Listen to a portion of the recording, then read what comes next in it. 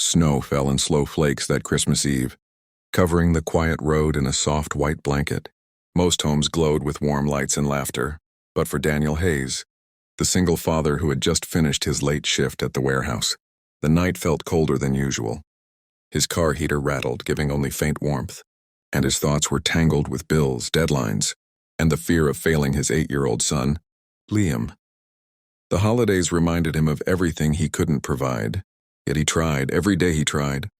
He turned down Maplewood Street, a shortcut he usually avoided in winter because of the icy corners. But tonight, something in his chest pushed him toward it, a whisper of instinct he couldn't explain. The road was dim, the streetlights flickering like tired candles. As he drove slowly forward, Daniel's eyes suddenly caught something small, something moving.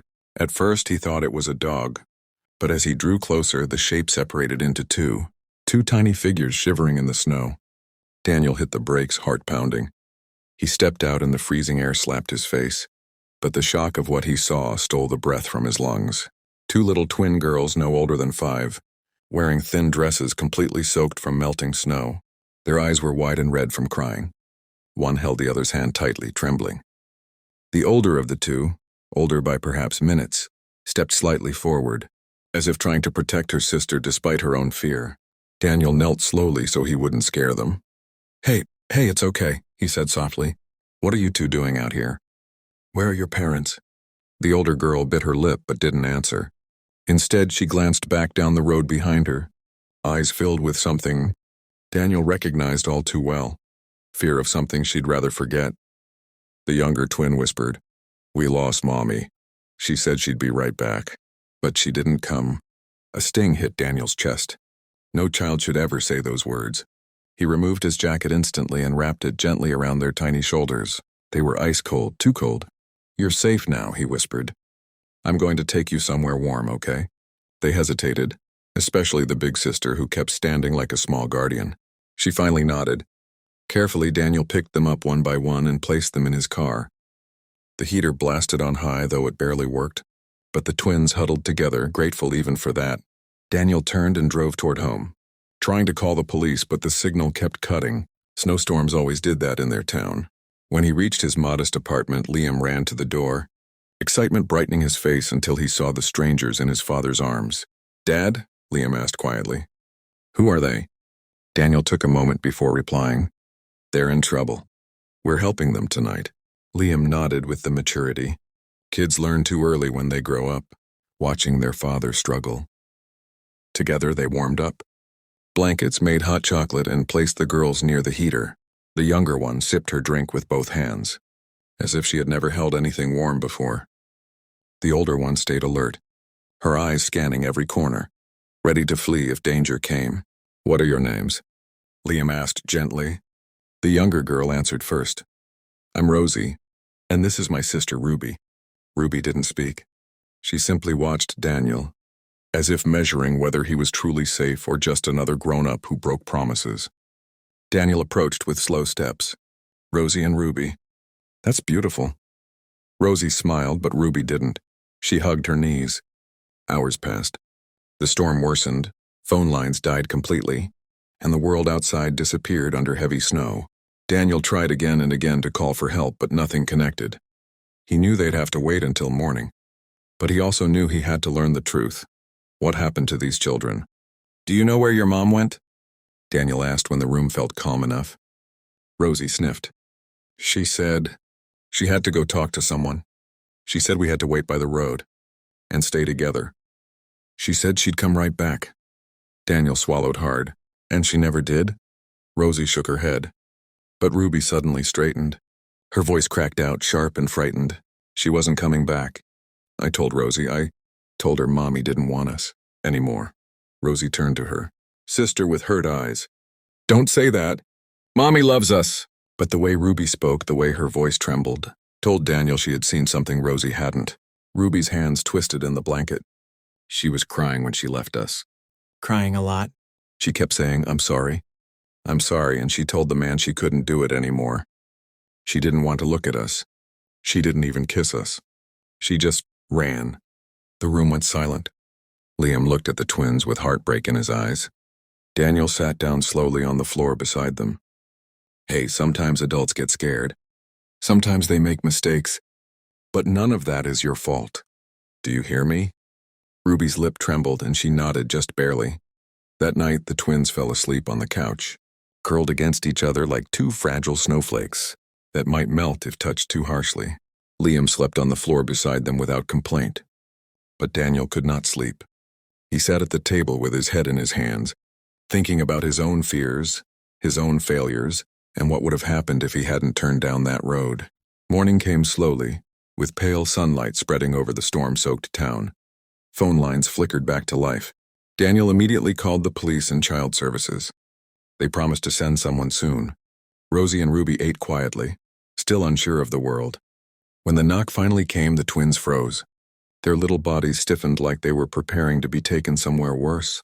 Daniel opened the door to a tall officer and a social worker named Ms. Hale.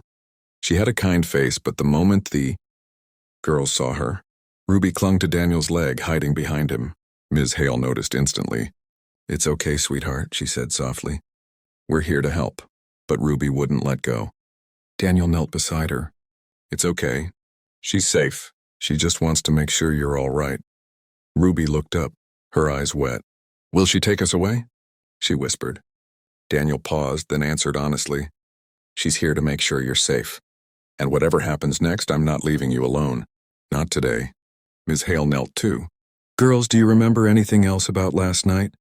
Anyone who was with your mother?" Both shook their heads until Ruby whispered something. "There was a man." Everyone froze. "A man?" Ms. Hale asked gently. "What man, Ruby?" Ruby hugged herself. "The one Mommy talked to. He had a big black jacket.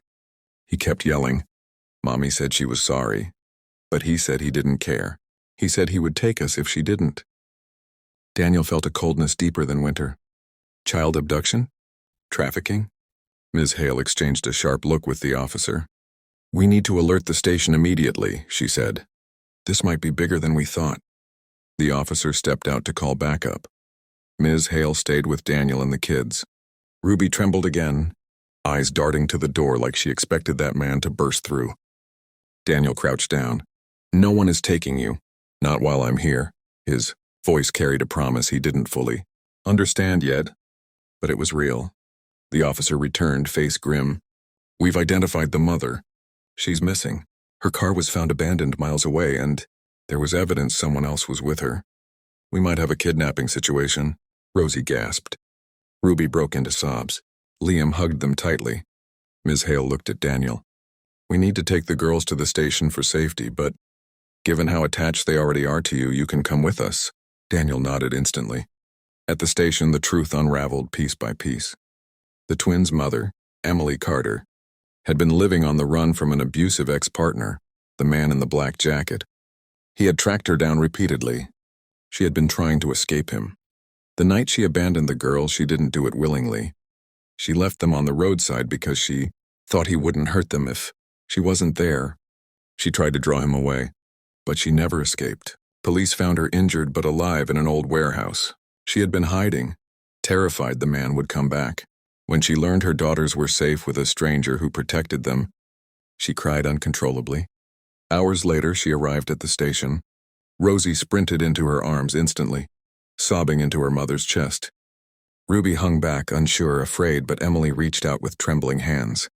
"Sweetheart, I'm sorry. I'm so sorry." Ruby broke. She ran into her mother's arms and collapsed. Daniel watched, relief flooding him. Emily approached him later, eyes swollen. "I can never repay you," she whispered. "You saved them. You saved us." Daniel shook his head. "They saved me too," he replied quietly. "In more ways than you know." Emily wiped her tears. "The officer told me everything you did. Not many people would have stopped their car. Not many would have brought two strange children into their home on Christmas Eve." "Anyone would," Daniel said. "No," she said firmly. "Not anyone. But you did." The police arrested the man in the black jacket later that day. Emily and her daughters were placed in protective care until she could relocate safely. Weeks passed. Winter softened. And on a quiet Saturday morning, as Daniel and Liam ate breakfast in their small kitchen, there was a knock at the door. When Daniel opened it, Rosie and Ruby stood there holding a handmade card covered in glitter and stickers. Emily stood behind them with a shy smile. The card read, "Thank you for finding us when we were lost." Daniel's eyes stung. Emily added softly, "We wanted to see you, if that's okay." Daniel stepped aside. "It's more than okay." The twins rushed inside laughing, a sound Daniel hadn't heard from them before. Liam joined them instantly, pulling out toys. Emily walked in slowly, warmth returning to her face for the first time in a long time. And as Daniel watched Rosie and Ruby play in his living room, he realized something. Maybe fate had brought him down that icy road. Maybe he was meant to find them. Maybe he wasn't as alone in the world as he thought. Sometimes a man saves children. Sometimes children save a man.